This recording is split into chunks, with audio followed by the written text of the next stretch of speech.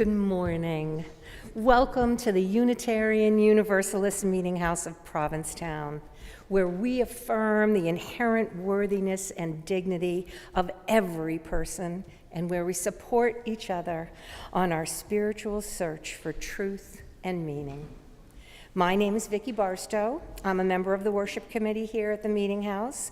I also serve on the board of directors and volunteer with the Little Free Pantry. And today I'll be serving as your worship host. Welcome to those in the room and welcome to those joining us on our live stream. This morning we welcome to our pulpit Kenneth Sutton, who some of you may know. You know him as our office administrator, but he's also a volunteer DJ at local radio station WOMR, a member of the Provincetown Zoning Board of Appeals, and a longtime online gamer. Thank you so much for sharing your message with us this morning, Kenneth. Before we go into the service, I do have a few announcements to share. Tomorrow, December 1st, is World AIDS Day. Rev Kate will be joining the staff of the AIDS support group to lead a candlelight vigil at the Provincetown AIDS Memorial next to Town Hall at 4:30 p.m. Following the vigil, everyone is invited inside Town Hall to view panels of the AIDS Memorial quilt. This is the largest Provincetown display of the quilt in over 20 years. All are welcome. Tuesday morning is our next knitting circle. You'll be seeing some of our creations later in the service. We gather on the first and third Tuesday of the month at 10 a.m. Here's an important reminder that our annual meeting is coming up next Sunday, December 7th. We hold this on Zoom so that our long-distance members can also participate, so this will be at 2 p.m. on Zoom. We'll be voting on our 2026 budget, members of the board of directors and nominating committee, and there's also one bylaw change. We do need a quorum of voting members, so we hope that you can attend. The link will be sent out via our UUMH folk email list. If you have questions about the 2026 budget, you are also welcome to attend a pre-meeting. That's on Saturday, December 6th at 11 a.m. on Zoom. And Saturday night, all are invited to the Joy to All holiday concert being put on by John Thomas and the great music team here in the sanctuary. A dozen amazing performers sharing songs of the season, and that's at 6 o'clock this Saturday night. And finally, if you're here in person today, we hope that you will stick around for a little while after the service ends for coffee and conversation downstairs in Akron Bosworth Hall. And now, let's take a moment to affirm our community's covenant. You can find this on the little purple laminated cards in your pews, or you can just listen line by line as I say it. I invite you to repeat each line after me. Love is the spirit of this meeting house. Love is the spirit of this meeting house. This is our great covenant. This is our great covenant. To dwell together in peace. To seek the truth in love, and to help one another. And now, as we light our chalice here in the sanctuary, I invite those of you watching online to light a candle wherever you are. That way we can feel connected even when we're apart. I invite Stephanie to light our chalice for us as I read these words by Deanna Van Diver. As we light a chalice, a container of air, earth, and fire, this ritual of our faith reminds our subtle and crashing about beings that we are part of a collective, a community of care and connection, courage and questions, scared and sacred together. Today we gather with intention and creativity, releasing what we must, shaping what we will, in a space made possible by generations of community care and the courage of connection.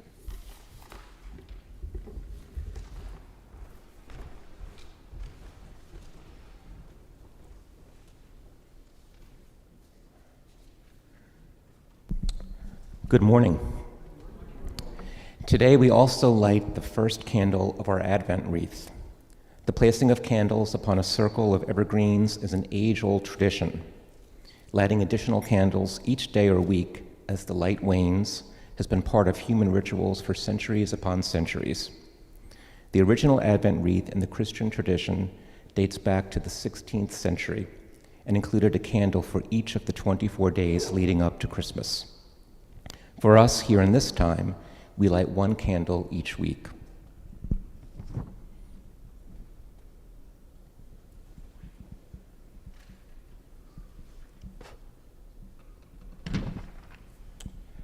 The first Advent candle is the candle of hope. Hope is the motivating force that moves us through the times of despair. The days are getting shorter, the weather is getting colder, and the nights longer. Hope tells us that longer days are ahead and that new life will emerge, and that we need to hold on just a little bit longer. With hope, we begin our journey toward the sun and the new life it brings. We light the candle of hope.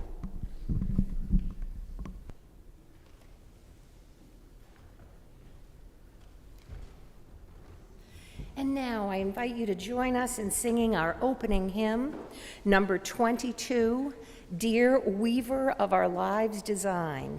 That's number 22 in the gray hymnals, Dear Weaver of Our Lives' Design. Please rise as you are able.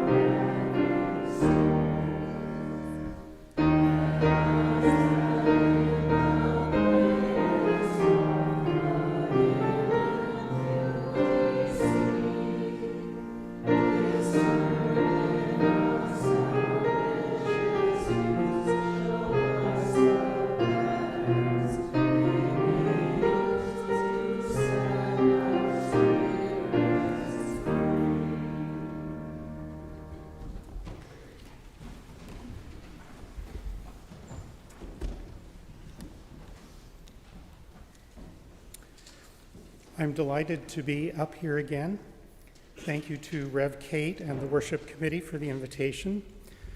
Before I say anything, I'd like you to imagine the source of all goodness and order in the world. What, for you, is the best and highest good? Do you have something in mind? Good. Now, later in the service, when I say the word God, I hope you can think of what you have in your mind right now. We're going to have a time for all ages, and I'd like to invite a few people of any age to come forward for a conversation with me, and I'll come down to sit with you.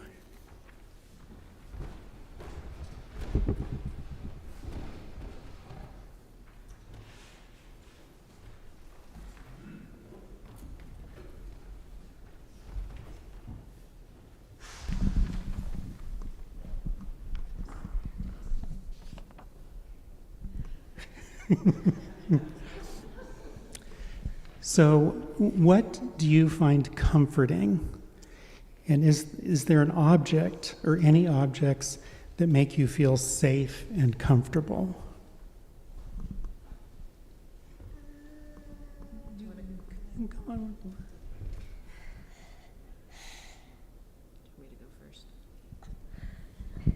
I would say any craft project or sewing project or knitting thing I'm working on, a good cup of coffee. my children.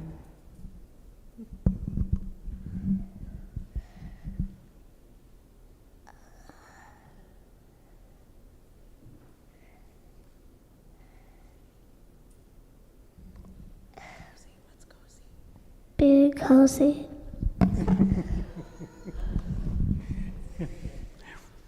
Thank you, Maeve. Will those of you who brought prayer shawls bring them forward right now? You can stay up here too, Maeve. There's something for you to do.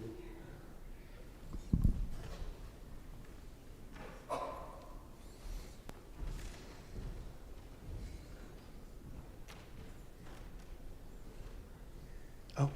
Yeah.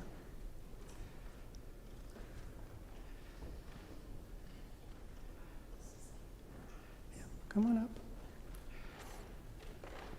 We're going to bless these shawls by passing them around the sanctuary hand to hand during the service.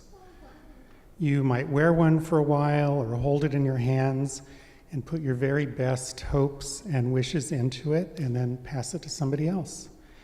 At the end of the service, we'll return them to this basket and we'll give them to Rev. Kate for her use in this congregation's ministry.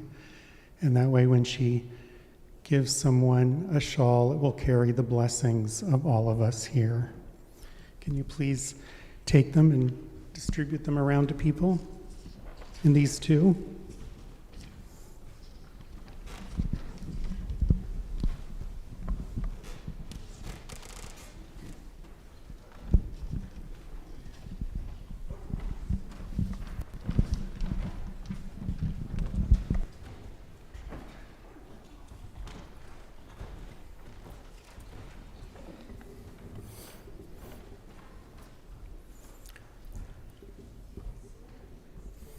I invite you now into a time of meditation and prayer.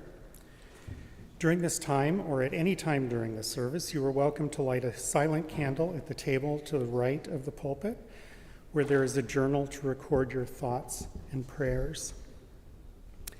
After our prayer, we will sing together Spirit of Life, hymn number 123, which is also printed on the purple laminated cards in your pews. We'll sing first in English and then in Spanish. In Unitarian Universalism, it is not just ministers and religious professionals who have power to bless. Each of us has the power to bless another and to bless the world. This prayer of blessing is adapted by John and Sarah Gibb Millspaugh from the Karaniya Metta Sutta of the Pali Canon. The words are ordinary words, but we make the blessing real through our shared intention. As we have been blessed, so we bless one another to be a blessing. Breathe in, breathe out this breath we share with all that breathes. Feel the love of the universe flowing through this community into you and out into the universe again. Let the love of all the universe, your love, flow outward to its height, its depth, its broad extent. You are more than you know and more beloved than you know. Take up what power is yours to create safe haven, to make of earth a heaven. Give hope to those you encounter, that they may know safety from inner and outer harm. Be happy and at peace, healthy and strong, caring and joyful. Be the blessing you already are. That is enough. Blessed be. Amen.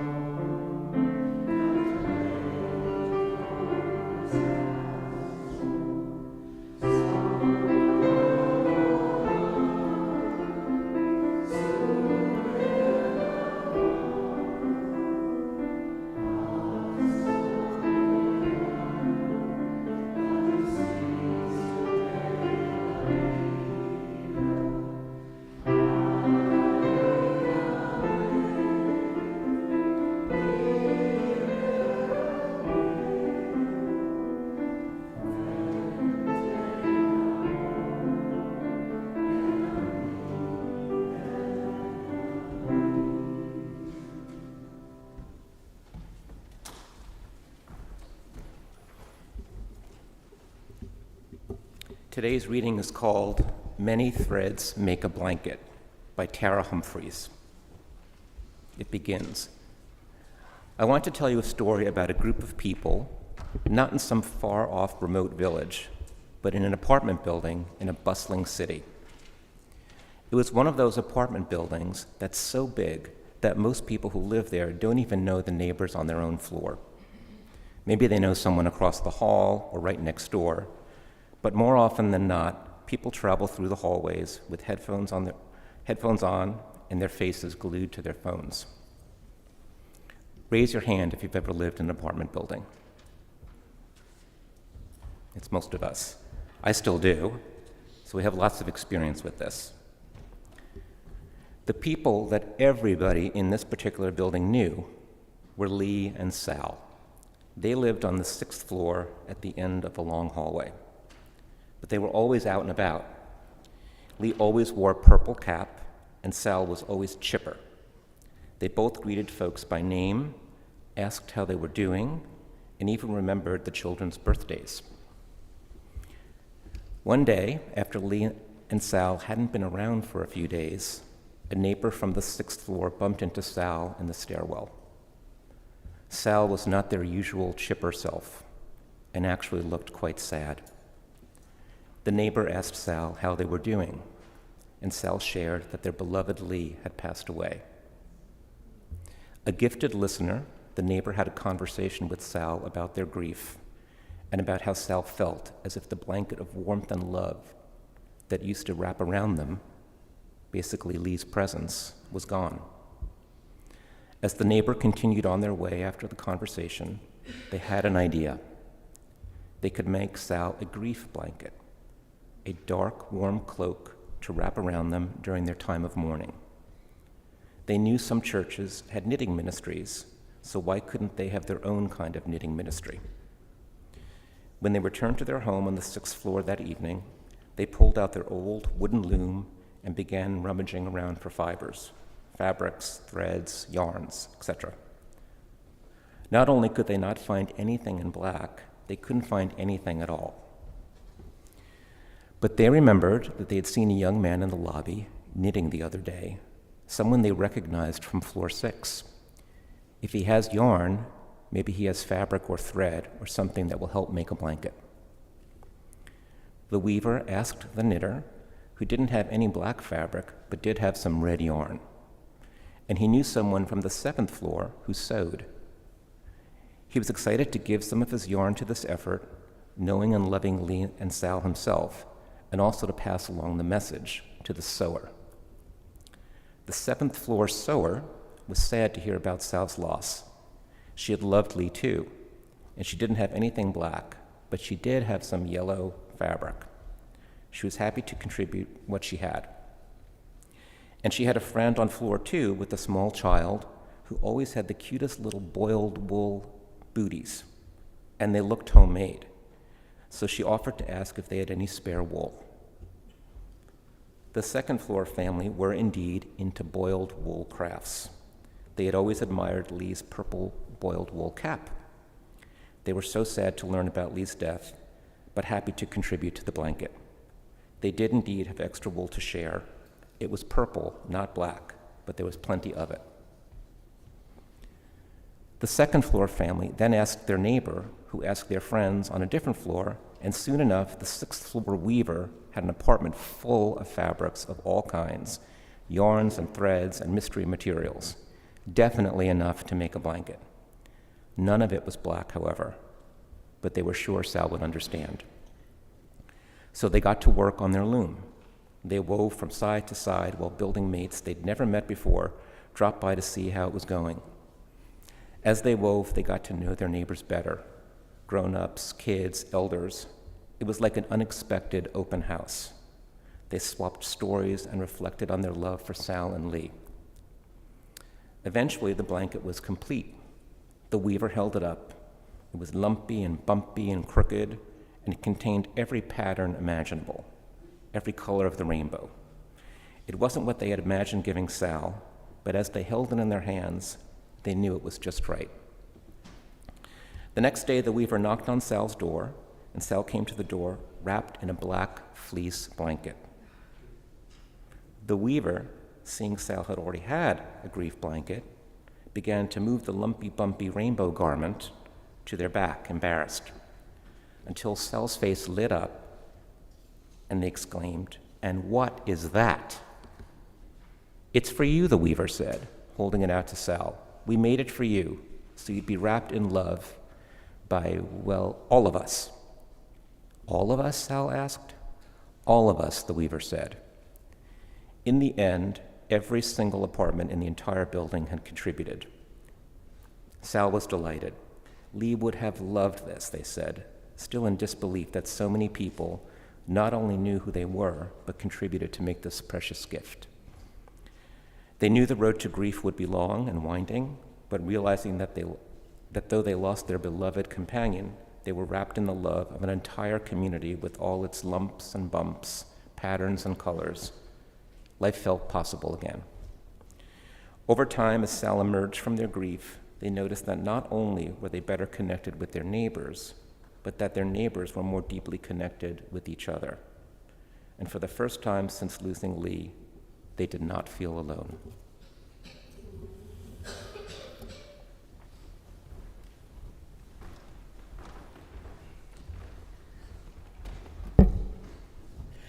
Now's the time in our service where we take a collection for the ongoing support of this Meetinghouse and our shared ministry.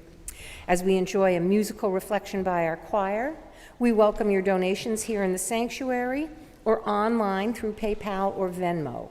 You can find that information on our website, uumh.org, and there are QR code cards in the pews as well.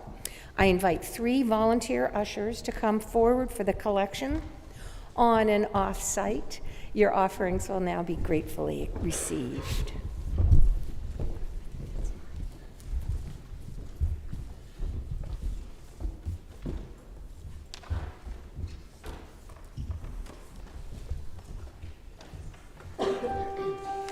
Let's start at the very beginning. A very good place to start. When you read, you begin with A, B, C. When you sing, you begin with Do, Re, Mi. Do, Re, Mi. Do, Re, Mi. The first 3 notes just happen to be Do, Re, Mi. Do, Re, Mi. Do, Re, Mi, Fa, Sol, La, Ti. All right, let's make this easier. A deer, a female deer, Ray, a drop of golden sun. Me, a name I call myself, far, a long, long way to run. So, a needle pulling thread, La, a note to follow, so, Tea, a drink with jam and bread, that will bring us back to Do, oh, oh, oh, Do. A deer, a female deer, Ray, a drop of golden sun. Me, a name I call myself, Fa, a long, long way to run. So, a needle pulling thread, La, a note to follow, so, Tea, a drink with jam and bread, that will bring us back to Do. A deer, a female deer, Ray, a drop of golden sun. Me, a name I call myself, far, a long, long way to run. So, a needle pulling thread, La, a note to follow, so, Tea, a drink with jam and bread, that will bring us back to Do. Do, Re, Mi, Fa, Sol, La, Ti, Do, so, Do.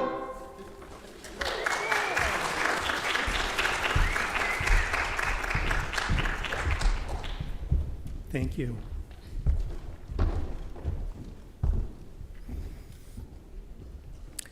As we've gathered together twice a month to knit prayer shawls, a frequent question has been if the shawl needs to be a specific size or shape, And Liz has asked more than once, what is a prayer shawl? I hope a personal story will begin to tease out some meanings in the phrase. Last fall, my longtime friend and partner in Quaker ministry, Jan, died, and I had the privilege of being invited to be a pallbearer at her funeral.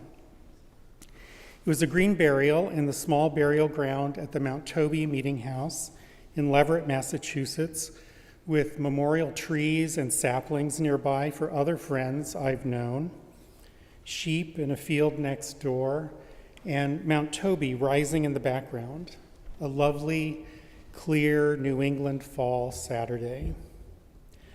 I was expecting a plain wooden casket, or maybe cardboard or wicker, but no. There was a shrouded body, beautifully wrapped in unbleached cotton canvas, still very much identifiable as a human body. We lowered Jan into the grave, and then her prayer shawl was placed over her body. Mourners were invited to add flowers and eventually soil. That prayer shawl was my first introduction to prayer shawls over 30 years ago. Jan wrote about it in this way. At a time when I was discovering past trauma in my life, I noticed something new in a painting that had often moved me. Marc Chagall's painting, White Crucifixion. Jesus' loincloth was a Jewish prayer shawl, a talith. I wondered if a prayer shawl would be helpful to me at times when I need protection from re-stimulated past trauma. Shortly after this, my prayer partner came to worship with a length of sea blues material. "Here's your prayer cloth," she said. I immediately felt the rightness of the gift. Some months later, I was showing it to another friend, describing how this prayer cloth had been a reminder of God's presence to me in moments when a sense of connection to God seemed elusive. She was led to ask if she could stitch on its corners in Hebrew 4 psalm verses that had come to her. It was simply a length of cotton fabric printed in colors Jan loved, but not so simply, it had been embroidered with meaningful Bible verses, and a few of Jan's friends, including me, had sat in several meetings, patiently unraveling the threads from the ends of the cloth to make fringe. Jan went on. As I sat in prayer with the Psalms, each verse evoked one of the 4 elements: air, earth, fire, and water. The element connected to one verse was immediately clear. The angel of the Lord camps around those that fear him and rescues them. Psalm 34, verse 7. That would be fire. At the moment she stitched it, my friend added gold thread for the name of God in the verse.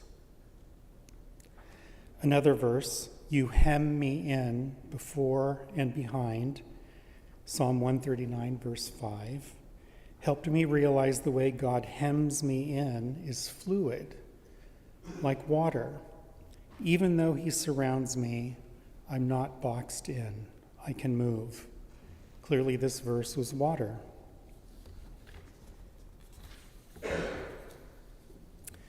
The verse, under his wings shall you find trust, find refuge, Psalm 91, verse 4, could be air because of the wings.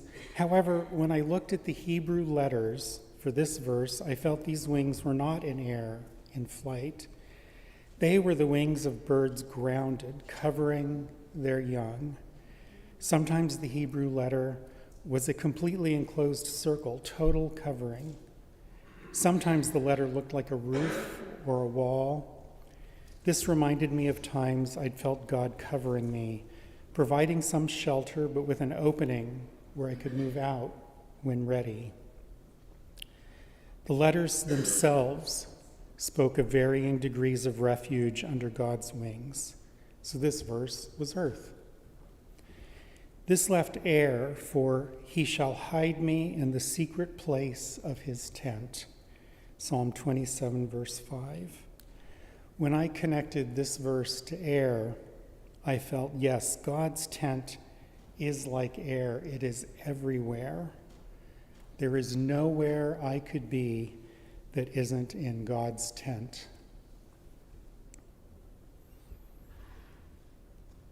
A prayer shawl can be rescue. A prayer shawl can be comfort. A prayer shawl can be protection. A prayer shawl can be a retreat. It can be a camouflage. A prayer shawl can be connection. A prayer shawl can be a reminder. One answer to the question about how big a prayer shawl needs to be is big enough to feel like a hug. But you know, people want and need different kinds of hugs. Some people welcome a bear hug. Some people prefer a nice A-frame or a side hug, or even just a sympathetic pat on the shoulder. And some people, of course, don't want to be touched at all. The same thing goes for coziness. What's cozy? Were you here a few weeks ago when Rev Kate did the shtick during the sermon about the temperature in the room? Some people want a really warm wrap, and some people want gossamer that won't make them sweat. So prayer shawls can be all sorts of shapes and sizes and colors. They can be large and kept private at home, or they can be small, maybe even a scarf worn out in public for constant company. And they certainly don't need to be knitted.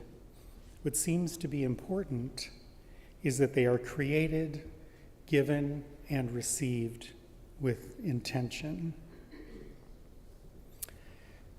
But the idea for today's sermon began with some thoughts about life lessons that can be drawn from knitting, the actual knitting. Thoughts that arose during our shared knitting circles here at the Meetinghouse. I hope you'll extrapolate not only to life lessons, but to other crafts than knitting. Making things by hand is an ancient human activity, an essential survival technique, not a hobby. For you, it might be gardening or cooking or painting or carpentry. You have to learn how to do it. ABCs. Do, re, mi. You start with the smallest beginner lessons and work up to apprenticeship and mastery. You do it stitch by stitch.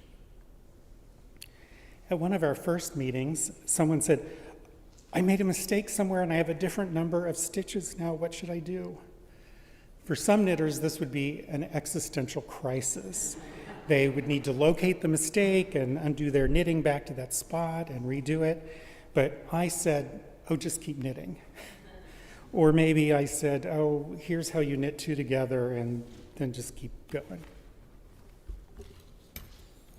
Sometimes we fix mistakes, and sometimes we just ignore them and keep going. Sometimes we cover them up. You know, if you can see the mistake when you're finished, how about embroidering a heart in that spot? Sometimes we can't see where or what our mistake was.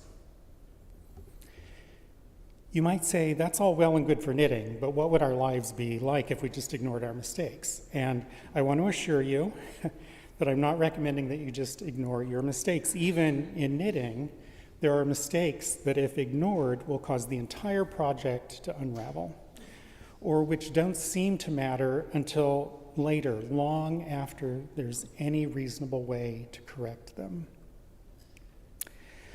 We want to learn to recognize when we've made a mistake, acknowledge it, and then discern whether it's a mistake we need to fix, do over, ignore, or make into a feature. The important thing is to choose what to do about the mistake. We do need to learn from our mistakes, even if we don't tear out our knitting and redo it. One of the amusing, to me, elements of the knitting circle, especially after the date for this service was set, is that some people really, really enjoy a deadline. I do not, especially when it comes to knitting. I can happily knit for days with no end in sight, just enjoying the colors and texture of the yarn, the motion of the needles, the soothing repetition of counting out the stitches in the pattern. It's important when sharing life with others to recognize that some of us love the process most and some of us love the end result more. It's been a great relief to me in the knitting circle that there are two people who come who are able and willing to teach and advise less experienced knitters. A few years ago, I led a Winter Wednesdays class teaching knitting. I thought some experienced knitters would come just for the camaraderie, and a few people who wanted to learn would come. But no, it was about 20 people, 2/3 of whom knew nothing about knitting. A few of you were there. It was very difficult. It's always good to be reminded that knowing how to do something is not the same thing as knowing how to teach it. The structure of knitting itself is instructive. It's made with 2 sticks and some string. And there are really only 2 stitches, which are really the same thing, only one is the back side of the other. But you can apply all sorts of variables to create vastly different results, as you can tell from what has been passed around. All from simple building blocks used creatively. Life's like that too. There's some very basic commonalities that can get combined in wildly different ways in each of our lives. It's good to be able to take a look at the knitting or our lives and figure out what the basic elements are. No matter how large or small a project, it's just done one stitch at a time, stitch by stitch. I made the questionable decision to figure out how many stitches I've made in the moss green shawl you may have seen me working on in recent months. It will eventually have a lace border around the outside, so I would need to know how many stitches are on a side anyway, but I'm not sure I needed to know that there are so far upwards of 50,000 stitches in it. On the other hand, I suppose some knitting projects could be a good object lesson about compound interest. One stitch at a time, stitch by stitch. But perhaps the most important thing about knitting is that it's not a bunch of separate stitches. Knitted fabric only exists as a whole thing.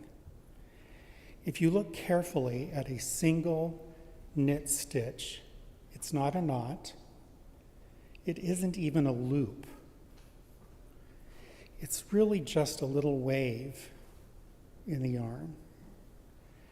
It's held in place and given shape by the stitches beside it on either side, and the row of stitches before and after. If you take away the last stitch in a piece of knitting, the one place where you make a loop and a knot, if you take that away, the whole thing will unravel. It's all one small stitch, one at a time, stitch by stitch, and every stitch matters, and none of the stitches would even exist without the others.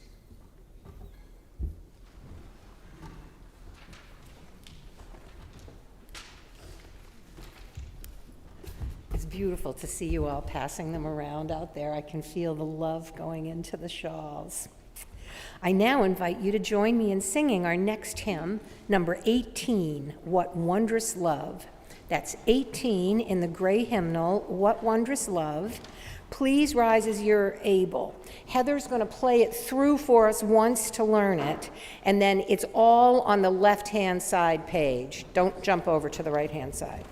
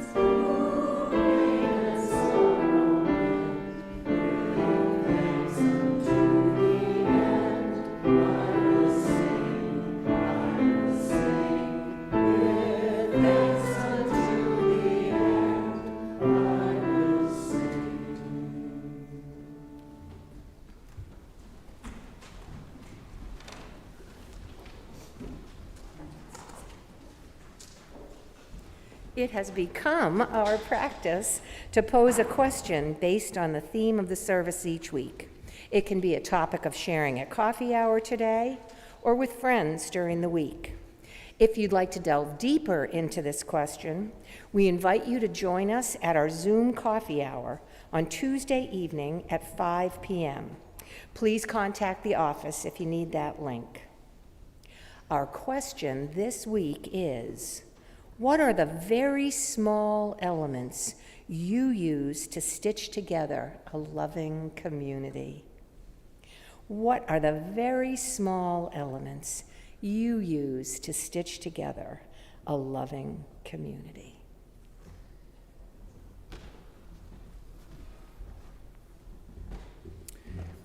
As you leave, if you have a shawl, bring it forward and put it back in the basket, and we'll give it to Rev Kate. I'll end with these closing words. Remember that we are part of a collective, a community of care and connection, courage and questions, scared and sacred together. You are more than you know and more beloved than you know. Take up what power is yours to create safe haven. Give hope to those you encounter. Be the blessing you already are. That is enough. Go in peace.